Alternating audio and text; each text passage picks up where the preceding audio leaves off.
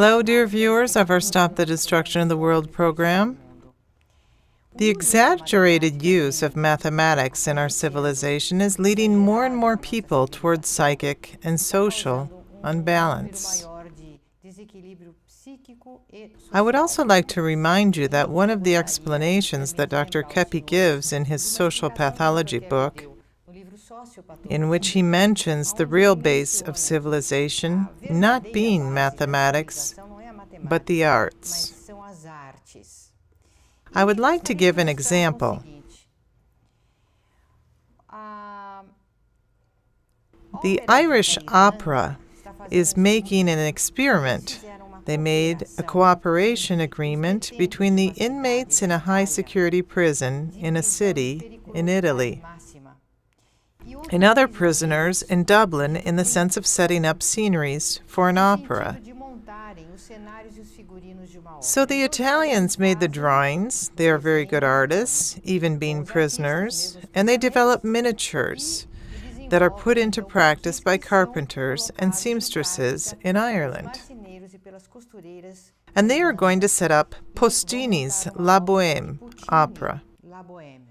And this is causing great tremors in many cultural centers and social pathology centers around the world because it has aroused enormous interest, because these individuals are demonstrating, by participating in a work of this size, that the human being is capable of developing his artistic aspect in a constructive manner.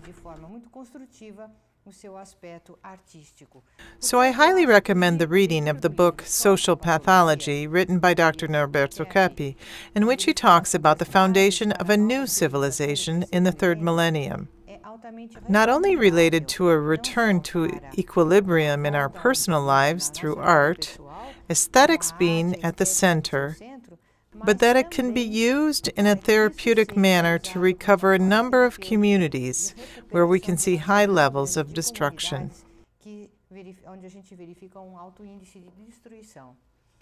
Hello, Dr. Kepi. I would like to give you a brief history about our work. Let's see this chart. Analytical Trilogy, the history. It was founded in 1977 with the discovery of inversion.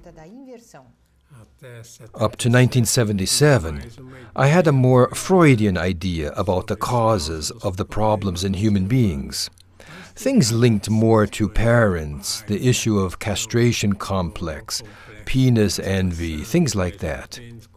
And as of 1977, mainly through the studies of Melanie Klein and Wilfred Bion, I was able to see that the main element that caused neurosis in the human being was envy. In fact, this was also a discovery that Sigmund Freud made, but he hadn't explored this theme because he didn't have the wherewithal to deny his old ideas linked to sexual affectionate issues.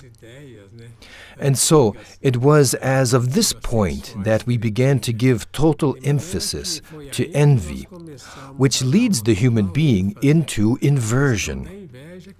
That is, envy is a process by which the human being sees everything contrary to what it really is. That is, envy conduces the human being to consider, for example, that evil provides great pleasure, a lot of good, and that doing good is a sacrifice, something that should be rejected. Let's see what I've written next. Secondly, based on the process of envy, the discovery of inversion takes place. And thirdly, substitution of the Freudian unconscious by inconscientization. This is very important because the human being isn't unconscious. The human being is conscious. So his life is based on consciousness. Now, he becomes sick when he denies consciousness. That is, the knowledge of something that he knows, mainly of the problems that he has. So, the human being becomes neurotic when he doesn't want to see that he is very destructive, that he ruins his life, that he is against life, that he gets pleasure from illness. Let's see now. Fourthly, Analytical trilogy is the opposite process than that of medicine. 90% of all illnesses are of psychological origin. So look, organic treatment isn't a treatment that pinpoints the cause. That is, all illness, whether it be mental, psychological, and even those that are organic, all illnesses are of a mental, therefore psychological origin. And if a physician, if medicine doesn't get to this element, which is even an energetic element, inverted energetic element, then the individual does not recover. And let's see now, fifth. Kepi says that science is the daughter of philosophy and granddaughter of theology. Notice that science is not the daughter of mathematics. Science is a deductive process, that is, a philosophical and theological process, because the base of civilization is theology. So when they speak of Isaac Newton, who is the pride of England, who initiated physics in the modern sense, and whose work experienced so much success in the world, because he was an individual who took all his ideas, as he himself says, from the Bible. He dedicated the last 20 years of his life to the study of the Bible. So, experimentation comes from the human being's interior, his deductive process, which is a correct process when he thinks and feels in an adequate way. If he has love within his mind and is aware of his envy and rage, his jealousy and megalomania. Let's see now the next one, sixthly.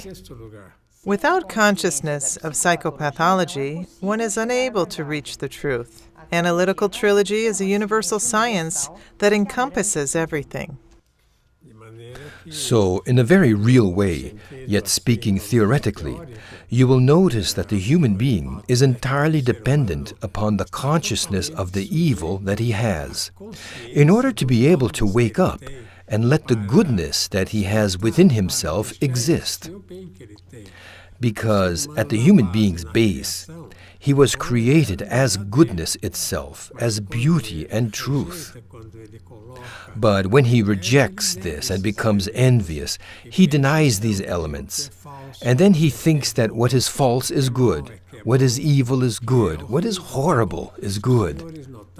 Just notice that, not only in modern painting, but also in dodecaphonic music, even these photos that show only misery, it is something that is contrary to aesthetics, against aesthetics. So there are elements that are contrary to the human being. So let's see then these signs of neurosis. First, when a person thinks more about spending than earning money. In this sense, if the individual isn't dedicated to work, if his ideal is to be rich, to be a millionaire, like the magazines and newspapers are all the time talking about nowadays, as though it were possible for everyone to be a millionaire. So if the individual doesn't want to work in a serious way, then he will begin to turn sick. And let's see now, secondly. Seek out trips and fun instead of work. So what do I mean by this? That an individual who wants to live in a superficial way, looking for fun, the pleasures in life, is an individual who becomes very sick. And this is why in amusement parks and places such as Disneyland in the United States and Europe's Euro Disney, you can observe that nearing the end of the day, after the children were in this park the whole day with their parents, and even the adults also, going through all of this fun the whole day long, they end up in a desperate state. Because the pleasure that one gains causes a lot of unhappiness. So just observe. Something that causes a lot of pleasure leads to unhappiness. And what causes suffering, in the general sense, actually sacrifice is a better word, causes a lot of happiness for the human being. So the human being's well-being comes from his effort and even from his sacrifice. And as people believe that work is sacrifice, then this is why everyone wants to have fun. And this is why the human being is presently so sick. So thirdly, another sign of neurosis. The neurotic only seeks honor, glory, and riches. He never seeks the accomplishment of goodness. And the observation. All sickness arises from egocentric and egotistic conduct. So this egocentrism, this form of living egotistically, is what leads the human being to take everything that he can from the world for himself, instead of the opposite, of giving to the world. So an individual who gives of himself, who seeks to be generous with the world, who seeks to help humanity, because we are in a very bad situation, is an individual who is happy. But the egoist, who only takes, is an individual who feels bad, and is, in fact, helping to destroy the world. Let's consider this sentence I've got for you now. The human being gets much more satisfaction from his illnesses. At first impression, you might think it absurd to say such a thing. But it's not only with hypochondriacs, that is, those who cultivate illnesses. If you visit a hospital, you will notice an enormous number of people there, at least 50%, who don't actually need medical treatment. Not only because the origin of the illness is psychological, but mainly because the symptoms one has comes from psychological life. For example, when you are cross about something, or courting an attitude that fills you with fury, this immediately attacks the body. The body feels it and develops a symptom, and then the person takes a painkiller, goes to the doctor to cure the symptom that the body has, which started in the person's psychological life. And you are probably beginning to notice that all this destruction that we can see going on in the world today is the same destruction that the human being does to himself and with his own interior. See you in the next segment. The most original contemporaneous writer in the world today, says the National Scientific Research Center in France. A genuine contributor to the intellectual treasury of civilization, says former U.S. Ambassador Joseph Kogassian. For these times of uncertainty and conflict comes a work of extraordinary vision, hope, and moral clarity. Brazilian psychoanalyst and social scientist Norberto Keppe writes with wisdom and authority about the things that really matter. How to heal illness, how inverted science is leading the destruction of nature, and what to do about it. Finding spirituality within, structuring a truly just society. There are more than 3,000 books published worldwide every day. None are more important than these.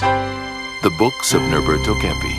Trilogical science, leading us to a new world.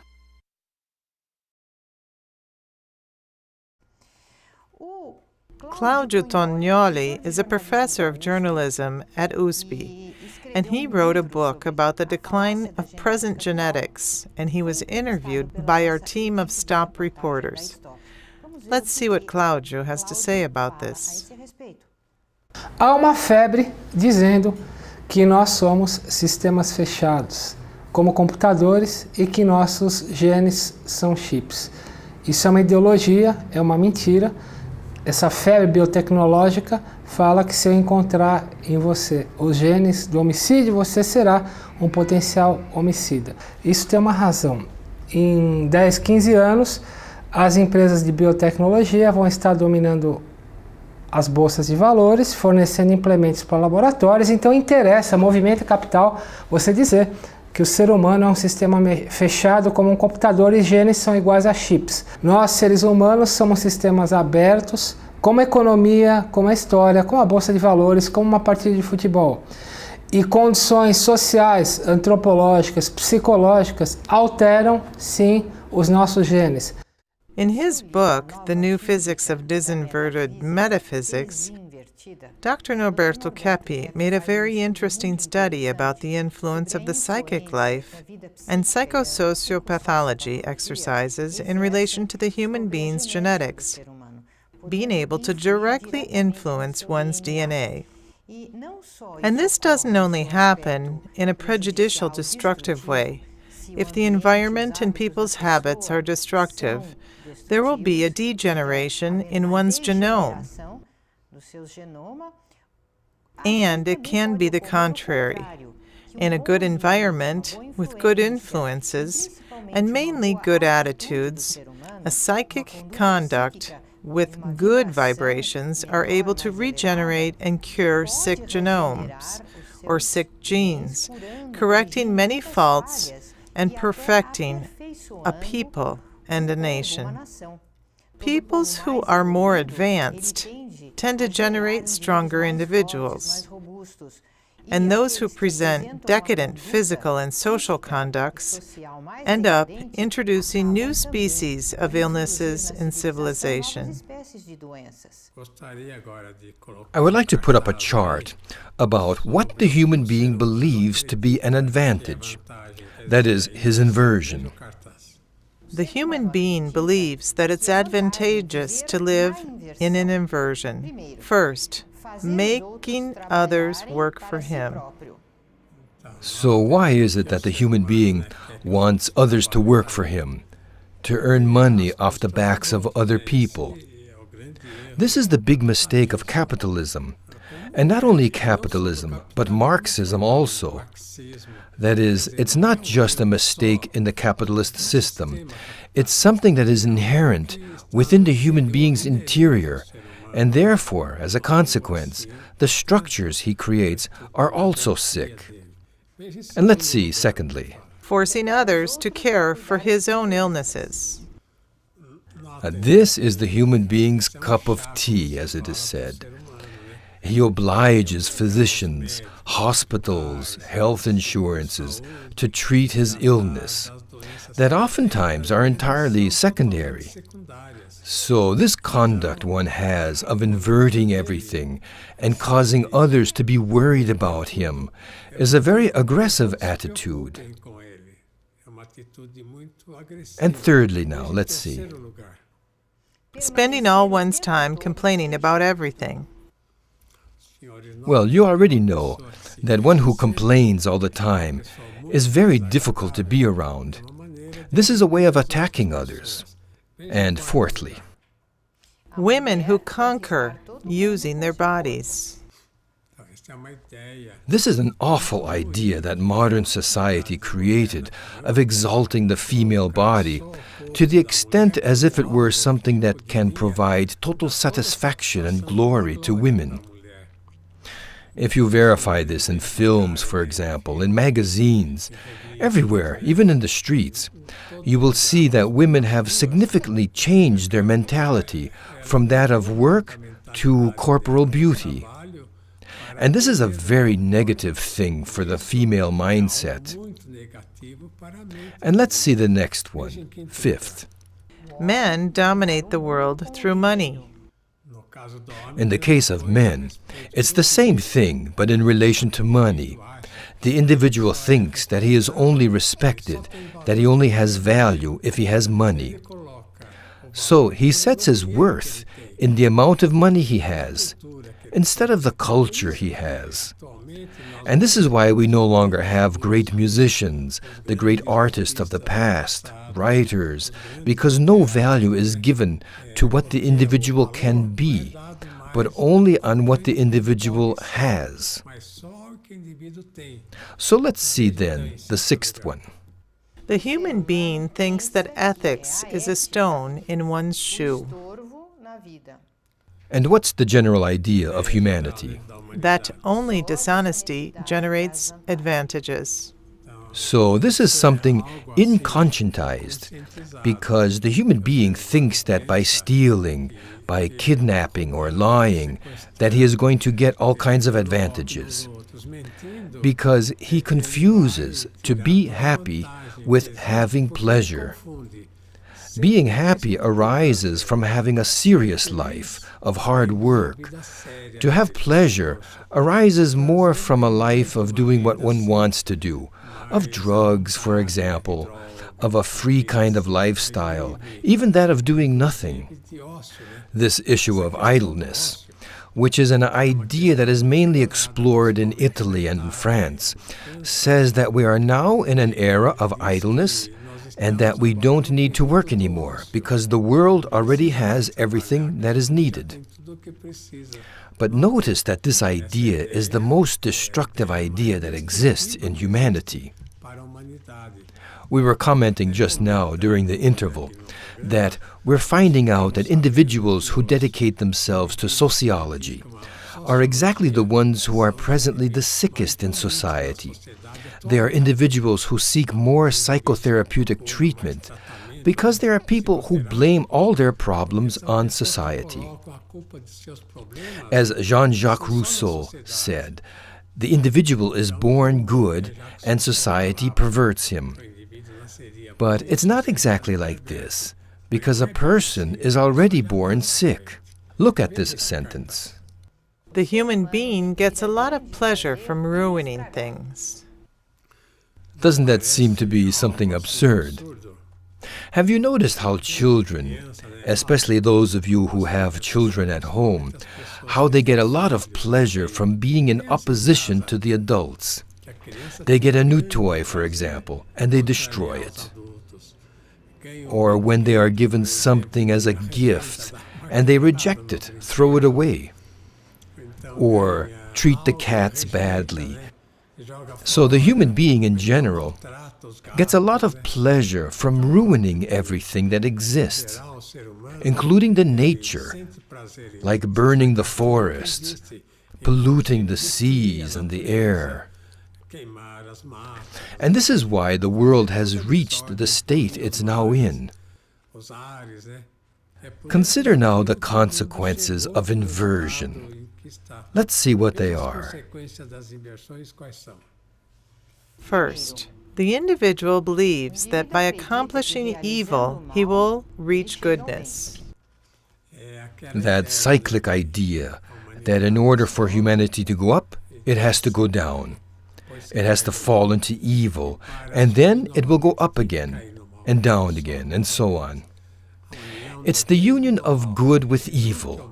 Instead of the fact that evil is privation, illness is the privation of health, destruction is the privation of that which is constructive. Let's see the second one. That by lying, one reaches the truth. Notice that, especially in the present-day media, it lives off of lies, because it believes that if the people don't know about something that is important, then it's better for them, because consciousness disturbs people. We say that consciousness is what saves the human being. It's what elevates, provides culture and civilization. Therefore, schools are a fundamental factor in relation to the progress of a nation. And let's see now, thirdly. They think that by manifesting hatred, they will reach love. That one can feel as much hatred as he wants, and that it's all right. Instead of the fact that a person who cultivates hatred is a person who destroys himself quickly. Many people say, Dr. Kepi, that where love can be found, there is hatred, and where hatred exists, there is love. And without these negative feelings, a relationship would be boring, and this is precisely the human being's inversion. It's the same idea that goodness can be mixed with evil, or even the idea of combining what exists with what doesn't exist. This is an erroneous dialectic. It's thought that this is the mix that generates progress and happiness. This is totally absurd. Let's see the fourth one. Attacking one's fellow men is manifesting one's love. In this sense, for example, Dr. Kepi, we witness this in fights between men and women linked to jealousy, and they think that this is perfectly normal and a show of love.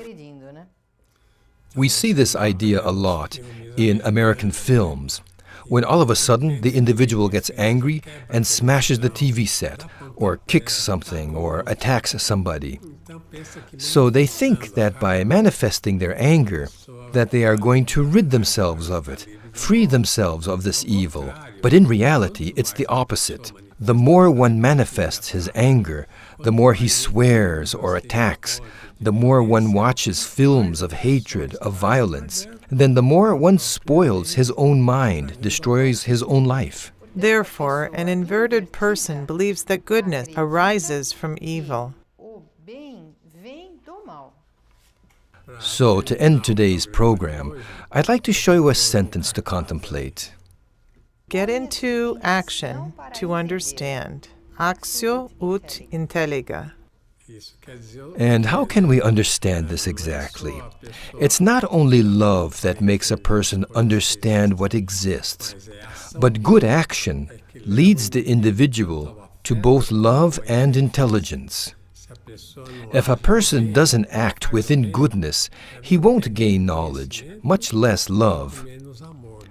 So, in order for you to have great development, put yourself into action, good action. This is the way for a person to develop very quickly in life. Yeah, and to quickly end here the Stop the Destruction of the World program. See you next program.